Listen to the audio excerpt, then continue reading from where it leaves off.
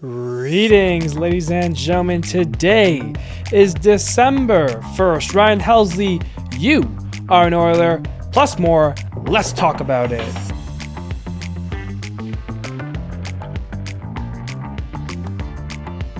Hello, everybody. My name is Steven. This is the middle of the order. How are we doing today? Ladies and gentlemen, bring out your Christmas trees. It is December 1st. Happy holidays. Let's get ready to roll. It's almost Christmas. No, I'm kidding. But we are in the month of December, which means the winter meetings happen later on in this month.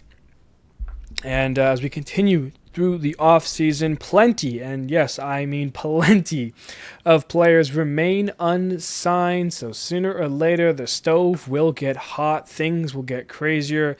Deals will be happening left, right, and center. But until then, we're taking it slow still, which is, if I'm being honest, it's getting to me now. You know, I've been waiting for stuff to hit the fan, and outside of Dylan Cease and a couple of crazy trades, not much has hit the fan. So while we wait for that day, we have a signing to talk about today at least, which is good because, you know, what else would I be talking about today? You'll soon see what I mean by that. The Oilers, they are signing Ryan Helsley. It's a 2-year deal. Not sure exactly if they were able to release the value yet. I did see that it was 2 years. It looks like it's 2 years for $28 million is what it looks like here. $14 million each year with a player option for 2027. So if Helsley pitches really well, he will maybe opt out of the contract next year. But if he doesn't, then, I mean, he's definitely staying for the extra $14 million in 2027. Regardless, Ryan Helsley will be with Baltimore in 2026. That is a guaranteed. And if you're thinking Ryan Helsley for $28 million, that seems like a lot of money. Well, it really isn't, because what Ryan Helsley's been able to do in his career has been pretty incredible. Some people forget because of recency bias. This guy was amazing. He spent 6.5 years with the Cardinals organization and then half a season with the Mets. When he debuted at the age of 24 in 2019, he was 24 years old. I just mentioned that. He had a 2.95 ERA that year. He pitched in 24 games. From there, he had a tough COVID, but came back in 2021 strong. Was recording, actually didn't come back that strong. He had a 4.56 ERA. But in 2022, that's when Ryan Helsley really hit the fan. 2022, he was a 9-1 record coming out of the pen. 54 games, recorded 19 saves, had a 1.25 ERA. In 2023, went up to a 2.45 ERA. But in 2024, that was his shining bright spot last year. He had a 2.04 ERA, nearly a sub-2 ERA, and led the league with 49 saves in 65 appearances, only gave up 3 home runs that year and 15 earned runs. Last year, though, was the year most recency. He ended up with a 3 ERA when he was with the Cardinals, got 21 saves for them in 36 games, and then was traded at the deadline because he was in his final year of his contract. The Cardinals weren't going on anywhere. The Mets ended up acquiring him, and he fell off the face of the earth. In 22 games with the Mets, he struggled, giving up 16 runs in 20 innings. Good for a 7.2 ERA. Did not record a save. Did not record a win. Had a negative 0.9 WAR in the second half of the season. Really tough year for Ryan Helsley to end the year, essentially. If you take a look at that 3-year gap between 2022 and 2024, I mean, he's got 2 All-Stars. He has 2 top 13 Cy Young finishes. He finished 12th in Cy Young voting in 2022 and then 9th in Cy Young voting in 2024 as a closer, by the way. You take that 3-year span, he has a 7.2 WAR. And in his career, that's a 7.3. So from 2019, 2020, and 2021, alongside 2025, in those 4 years, he has accumulated zero point 0.1 WAR, whereas in 2022 to 2024, in that 3-year span, he accumulated the rest of that 7.2 WAR. That's how dominant he has been. A 1.83 with 152 games and 82 saves, giving up only 10 home runs in those 3 years. And for reference, last year he gave up 8. So it's definitely been a tough year for Ryan Helsley. Of course, being part of that Mets team that fell apart at the end there. I think it's a good move for Baltimore. They definitely need back end help there. We don't know what Felix Bautista is saying. That's been the big name of, hey, when dominant, when healthy, he is dominant. He is the back end, the closer. He is a stud there. But he hasn't been healthy much. Tommy John, he had more shoulder surgery at the end of this year. So not sure, if he'll be healthy or not into 2026, depending on the situation there. So Baltimore ends up getting their closer. They already purchased Andrew Kittredge in the trade deal for him. So they've already added 2 pieces to the back end of their bullpen there in Kittredge and Helsley. And they're just shoring up spots that showed weaknesses in 2025. Remember, this was a Baltimore team that people were thinking would win the division, that would easily make playoffs. And they fell so far back down to earth. They finished last in the East at 75 and 87, nowhere close. I think Baltimore definitely can rebound in 2026. You got to have your young kids continue to develop, guys like Holiday, Jordan Westberg, Samuel Basallo, Kobe Mayo, Dylan Beavers, who came up and had a pretty nice 2025 when he was in the Major League camp there. But then you got to hope on the guys. Adley Rutschman, he's been rumored in a lot of trade talks. Does he start with the year with the team? Where's Gunnar Henderson looking? They got rid of Grayson Rodriguez. They brought in Taylor Ward. That's a help. You add that with Tyler O'Neill. The outfield solid.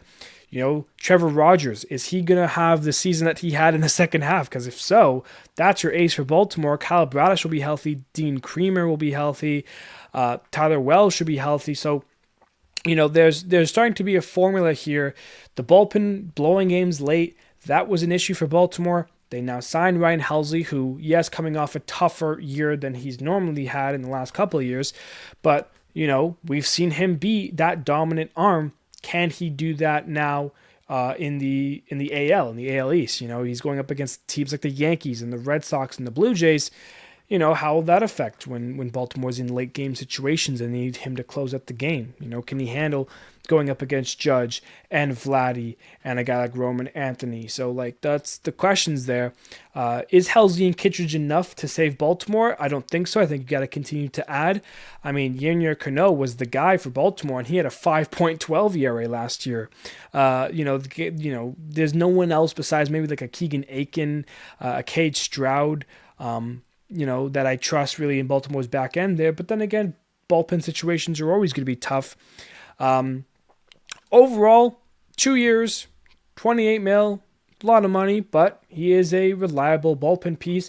And to be honest with you, if he had a really good year, we would be talking about this guy getting like a 5-year deal for, 18 mil, 20 mil a year. So obviously his year definitely hurt him, only getting 2 years at 14 mil. But when you think of the elite bullpen pieces that are on the market, Edwin Diaz, Robert Suarez, Ryan Helsley is still up there in the top 3, guys to have gotten for the bullpen. So that is still a big ad for Baltimore. And, they're one of the few teams that has been somewhat pretty active. I mentioned Kittredge. I mentioned Taylor Ward. Now you've got Ryan Helsley. Baltimore is, trying to adjust. They saw some errors in their ways last year. Obviously guys who weren't playing up to full potential, yes, but at the end of the day, Baltimore needs to add where they lacked, and they're doing a decent job at that so far with Kittredge now bringing in Helsley.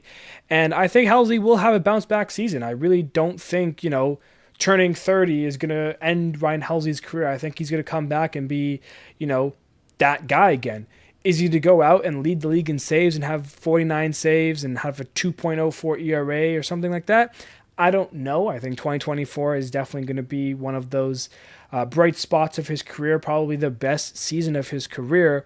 But can I think he get a 2.2 ERA, 30 something saves, and be a top 15 bullpen piece and closer in baseball next year?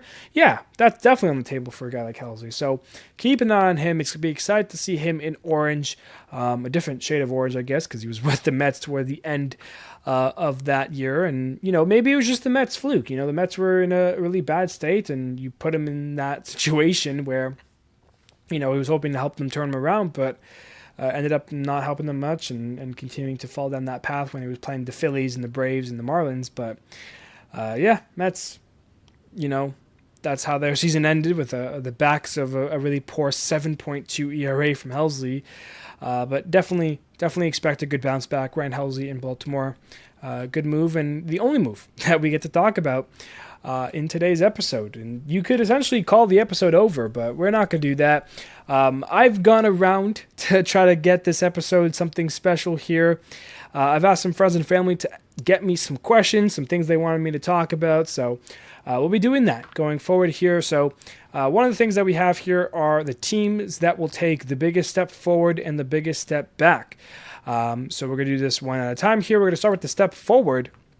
So I looked at some of the teams at the bottom of the league last year, teams like the White Sox, Rockies, and Nationals. Those were the three teams that finished with less than 70 wins.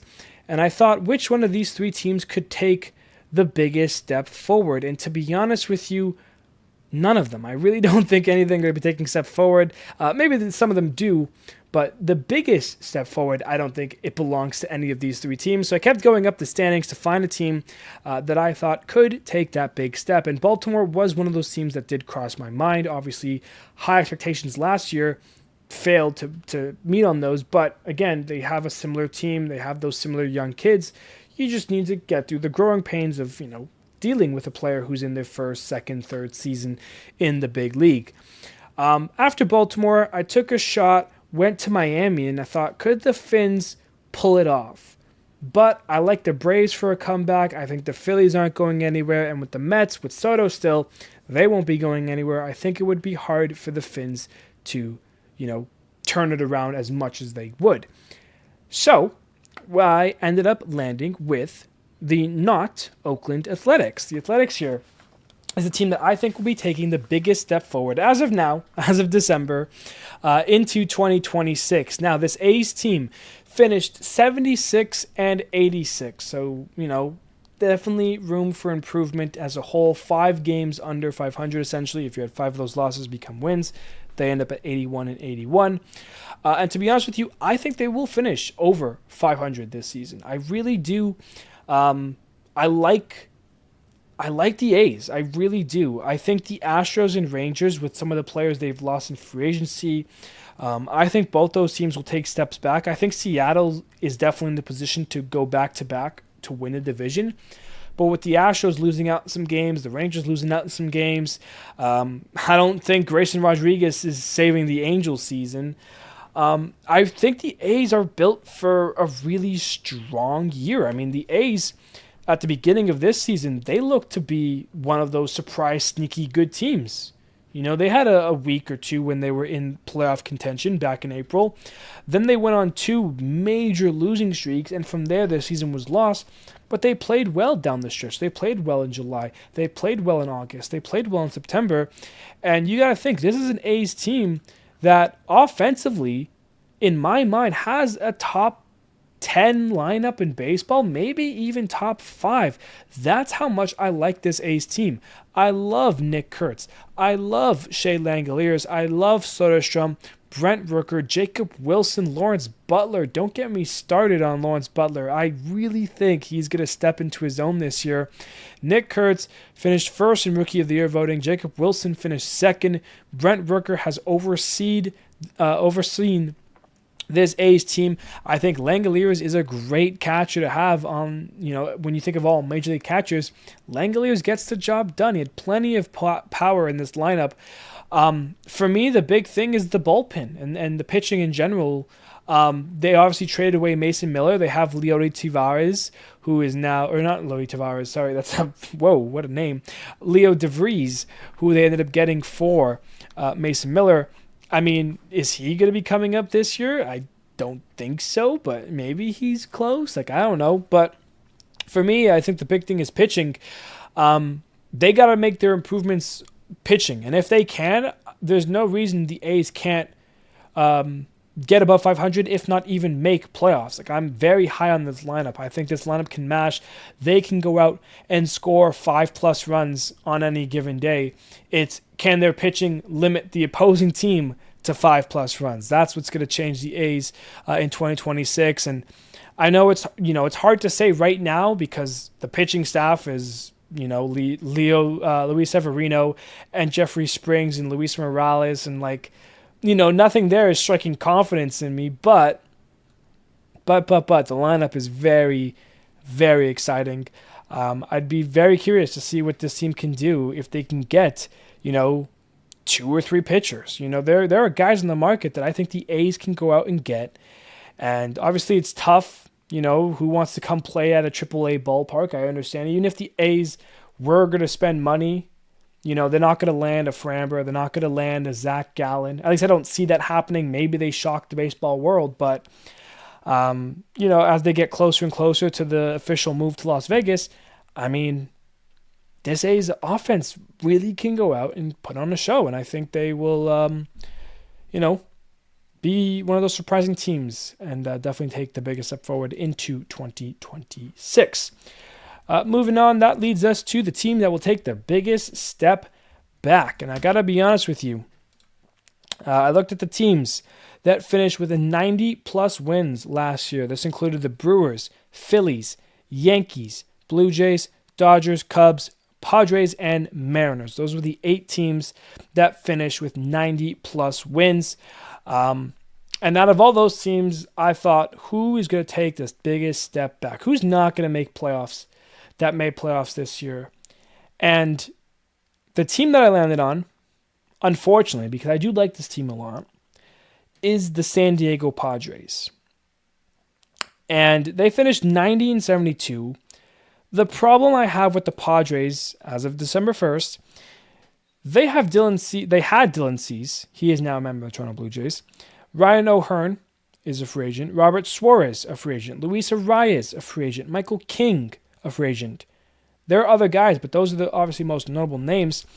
They trade away prospects left, right, and center. They had Leo DeVries, now they don't. Yes, they have Mason Miller, and you could argue is one of the elite arms back there with Jeremiah Estrada and Adrian Morion, Wandy Peralta, etc.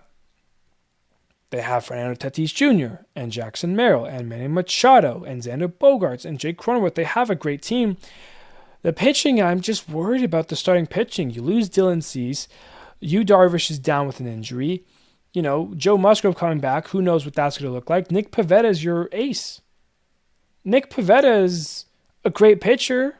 Don't get me wrong. I do love a good Nick Pivetta start every now and then. But is he an ace? Is Randy Vasquez going to, pitch okay? JP Sears really struggled when he got moved over to the Padres. Kyle Hart, same thing. I mean, I don't know if I trust this Padres team as much as we should. And even if it's like, oh, don't worry, they're going to go and add a starter. They're going to go and sign a guy. I don't know how they can afford it. And I said this in the last episode when we were talking about the Padres' free agency needs. How they keep going all in. They keep selling all their prospects to trade for these guys. And it's like they have not a great farm system. They have a lot of guys on the books. Like, I don't know where this money is going to come from, and they don't have the talent to go and trade for them. So I don't know how they're going to get some of these starting pitchers to go up against the Dodgers, right? Because the Dodgers aren't going anywhere. To be honest with you, I think the Giants and D-backs can both be better in 2026. So that's 2 teams that are taking wins away from the Padres. I mean, yeah, maybe the Padres can still be a playoff team, but I don't think they're going to come close to the division. I don't think they can finish second. As of right now, again, this could change. These are, of course, early predictions into 2026 because not much is happening in the 2025 offseason. But I am worried about the Padres a little bit. I think the window that had been open the last couple of years. It's definitely closed since then. Maybe, yeah, still open a little bit, but I mean, last year was a really good year for them, the year in 2024. This year, I think that if they were able to get by the Cubs, I think they could have put in a fight against the Brewers. Would they have won? I don't know. But if they did, then you get Padres and Dodgers, and I think the Padres would have definitely put up a bigger fight than the Brewers would have in that series because the Brewers' bats went non-existent. You know, guys like Fernando Tatis and Manny Machado, they would have put on a show, or at least, had a better chance at putting on a show with the way Yamamoto was pitching. But, yeah, I don't know. Padres, let me know what you're thinking, Padres fans, if anyone's out there in chat. But, yeah, tough for the Padres. I think they're taking a little bit of a step back. Moving on here into some other little things that we got going on. I had a friend send me 5 random players that I have not seen. They're blocked on my computer here. I'm going to reveal one at a time, and I'm going to blind rank them from 1 to 5, and we're going to see how accurate I can do it. So 5 random players. I have not seen them. I'm going to flip them over one by one. I'm going to put them in a ranking spot. It's a trend you've probably seen that's been around for whatever. Again, this is just me trying to fill in an episode, people. I'm so sorry. There's not much going on, but we'll stay tuned for that because I'm going to end up changing the schedule a little bit going into December and the rest of the offseason here. But regardless, let's play the game here. The first name that is here is Brandon Marsh from the Philadelphia Phillies. Okay, center fielder. I gotta be honest, I do love Brandon Marsh. I think he's a great ball player. I don't know how random these names are gonna get. I don't know if we're gonna be talking about like Mike Trout and Shohei, or if we're gonna be talking about like, Jacob Stallings and whoever else. Brandon Marsh, I would say, is a pretty average ball player. I think he can play above average. But I feel like my friend might have put in more interesting names, more kind of middle kind of names here. I'm going to put Brandon Marsh at the 4. I think Brandon Marsh at the 4 is a solid there. I'm hoping I can get that right overall, but we'll see. So Brandon Marsh at the 4. Next name, Eugenio Suarez, free agent currently, but of course was with the Diamondbacks at the start of the year, got traded to Seattle, had a big moment in the ALCS when he hit the grand slam to win Game 5. Seattle took a 2-3 lead going, or 3-2 lead going back to Toronto, lost both those games. Suarez is definitely better than Marsh, 100%. But the question is, do I think there'll be 2 players better than Suarez, or 1 player better than Suarez? Because I'm not going to put Suarez at the 1. He's either going to be the 3 or the 2. I'm going to put Suarez at the 3. I love the power that he brings, but contact struggles with. He's got a good glove at defense, but I'm going to put Suarez at the 3. So Marsh at the 4, Suarez at the 3. Next name is Dalton Varsho. Okay, Dalton Varsho had an injured-filled 2025, but he was displaying a lot of power this year. He's fast, one of, if not the best defenders in the game right now. The question is, okay, well, Varsho is obviously better than Marsh, so you really can't put him at 5. I would even say he is better than Suarez, so the question is 1 or 2. I'm going to think that there's going to be like a Shohei at the end, or a big name at the end, so I'm going to put Varsho at the 2. And that's always how I end up doing these blind rankings whenever I play a game like this on TikTok, whatever. I always flip the middle, and then the last 2 slots are either 1 or 5 or 1 and 10, whatever, but regardless, the next name here is Tyler O'Neill. Okay. That's interesting. Because we have 3 outfielders now in Marsh, Varsho, and now O'Neill. I definitely think Varsho is better than O'Neill. The question is, would he be better than Marsh? And I mean, I think it's debatable. I think some people would say yes, some people would say no. I'm going to put Tyler O'Neill at the 5 and hope that the last name is a name worthy of the 1 spot and not Jacob Stallings, because that's just how I feel. So right now we have Dalton Varsho at the 2, Suarez at the 3, Marsh at the 4, and then Tyler O'Neill at the 5. I think that's pretty accurate. I think I would name that 1 through 5 there.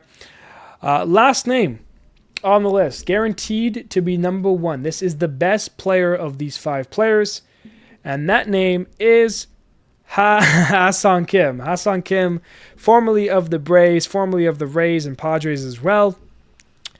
I like Ha-Sung Kim. I think he's a great player. I loved when he was with the Padres.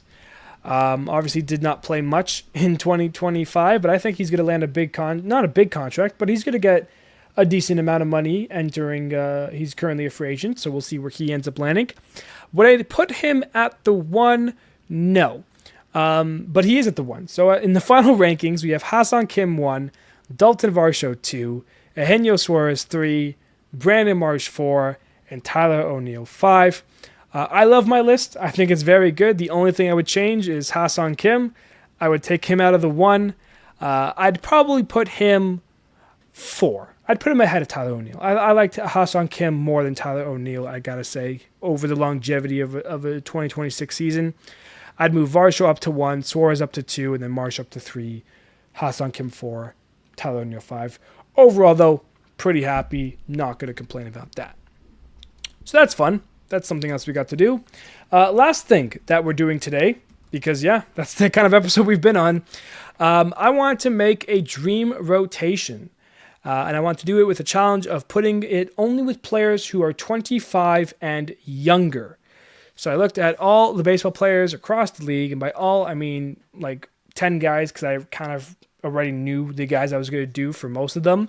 But I ended up filling out my rotation here. So let me know what you guys think in the comments down below. What would you do? What would you do differently? First guy, the ace of the staff, Nodoy Paul Skeens. Easy option. He's a Cy Young winner, Rookie of the Year winner. He is a very good pitcher. He's probably the best pitcher, and he's not even 25 years old. So slot him in the 1. He's my ace of the staff there. Number 2, it's a name that everybody is now familiar with. Trey Savage. What the Blue Jays showed, what he was able to show with the Blue Jays in the postseason run that they just had, is that he is going to be a very good pitcher going forward. I'd be shocked to see if he struggles in 2026. I think the arm angle, the nasty splitter and slider, I think what he did last year, going from the lowest of A's all the way to pitching Game 7, pitching in a Game 7 of a World Series, pitched 3 games of World Series. Game 5 was masterclass. He pitched Game 1 of the World Series, for crying out loud. Like, that's an incredible story for Trey Savage. He's very good. Very happy to see him, to see the way he's going to pitch in 2026. Put him in my 2. At number 3, we're going to go back to the NL Central to get the Brewers' young kid, Jacob Misiorowski. He was a name I was familiar with from the spring breakout that they did. And when he got the call finally this year, I was very excited. I told my friends about him. I said, hey, watch this guy because I think he's going to be something. And he had a pretty good year. Obviously, had his ups and downs. Some starts were great. Some starts weren't. But at his peak, this guy's going to go out there, pitch 6 innings, and strike out 12 batters. He's definitely got that kind of stuff. He's tall, he's lanky, he's got crazy movement. The fastball catches up to 104 at times, so he's got the heat. Everything sits. He's a great pitcher. Put him at the 3. Now, going into number 4, this guy was supposed to be a starter, struggled, got sent down, got hurt, came back up, joined the bullpen, was filthy, won a World Series. His name is Roki Sasaki. I think this year was definitely just an unfortunate year, definitely an adjustment year going from the Japanese League to Major League Baseball. The Dodgers obviously don't need to use him as a starter going into the year, but he is an option there. I don't think the Dodgers are going to just try to stick him in the bullpen. I think they are going to try to work him back up and work him into a starting role. I think that's the plan. That's the goal. And I think he's going to be great. I remember seeing from this guy in the World Baseball Classic will live on in my memory forever. I was just blown away by this kid's stuff.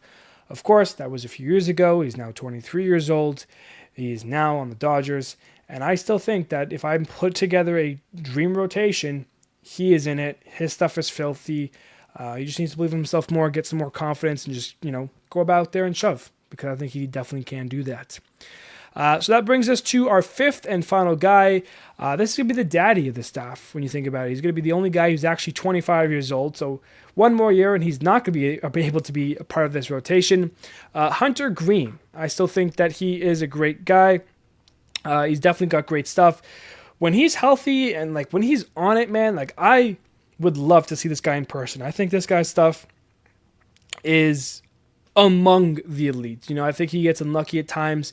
You know, Great American Ballpark, where the Cincinnati Reds play, isn't an ideal ballpark. You know, definitely favors the hitters at times. But this guy catches up to 101. His slider's filth. When you think of the NL Central, Paul Skeens for the Pirates, Mizorowski for the Brewers, Hunter Green for the Reds. I mean, the rotations that the Central has, the aces, they're elite. They're so good. They're so young. It's talent. It's grit. It's everything you want out of a major league rotation piece. And, I mean, this is a rotation that I think all five of these guys can be aces. Some of them already are aces. But, yeah, Paul Skeens, Trey Savage, Jacob Mizorowski, Roki Sasaki, and Hunter Green. That is my dream under 25 years old rotation. Of course, Hunter Green, about to be 26, but regardless, 25, so it still counts. It's good. Moving on, that is the end of the episode, but this is not the outro just yet because I did want to talk about the schedule. So, I looked back at the offseason last year. I did end up changing it to 1 episodes a week. Some weeks depending on, you know, when news was breaking, right? Because some weeks nothing was happening. And some weeks was just like, oh, I don't know about that, whatever, blah, blah, blah. I'm going back to that because the offseason has definitely been slower than I had anticipated off of RIP here. And just so I have more time to do other things and other personal projects while still being able to provide the offseason content that we need. But like on an episode like today, there was one thing to talk about. I was like looking, I'm like, there's got to be something else that happened, right? At the time of recording this, you know, maybe something happened by the time you're hearing this, but I mean, when I go to the tracker to see what's happened, the last thing that happened was Ryan Helsley signing a 2-year contract. So nothing else has happened. There's been no trades, no other signings. So it was going to be one thing. It could have been a 10-minute episode. So I decided to get some filler stuff, but I don't want to be doing that every episode, which is why I'm going to be going back to at least once a week. You know, depending on if there's a big signing or a bunch of stuff happening, I'll obviously go and it'll be Monday and Friday or Friday and Monday, whatever it ends up being, right? But today, obviously, a Monday episode, unless a crazy signing or crazy trade happens, you know, or a lot of moves happen, there won't be a Friday episode. It'll be every Monday going forward. Let's say something crazy happens during the weekday, and I end up doing a Friday episode, and then nothing happens on the weekend, then it will be every Friday, right? So it'll be either every Monday, every Friday, sometimes doubles. If you're unfamiliar with the schedule, just go back, look at the off-season playlist that I have on YouTube or, you know, wherever you're hearing this from. Look back at those episodes. You can see the published dates there, and you can see kind of how the schedule will look. But yeah, as it stands right now, unless something crazy happens, there'll be no episode Friday. There'll be one Monday. There'll be at least once a week. So you can still stay tuned, still come back, check the channel out. And yeah, that's just the plan going forward here, just to free up some space and to get you guys, you know, the most bang for your buck. Because you're sitting here for half an hour and, you know, what kind of episode are you getting? Well, you're getting one that's full of just fun and flavorsome stuff. We talked about it a little bit, but the main thing obviously being Ryan Helsley, you know, moving forward. Still a shorter episode, but going forward, at least once a week, guaranteed. Hopefully more signings and more trades happen, but that's just the plan going forward. With that being said, now it is officially the end of the episode. Again, small episode, wild episode, not the usual episode, kind of a filler. If you watch those long TV shows, every season there's 1 or 2 episodes that just like absolute filler episode. Just skip it. You know, come to this episode, listen to Ryan Helsley, you move on, etc., blah, blah, blah. Listen, it's been one of those days, but the episode's here. I hope you enjoy. Remember, at least once a week, stay tuned, turn on notifications so you don't miss any uploads, you don't miss any episodes. I love you all. I appreciate you all. Thank you, everybody, so much, and I will see you on the next episode.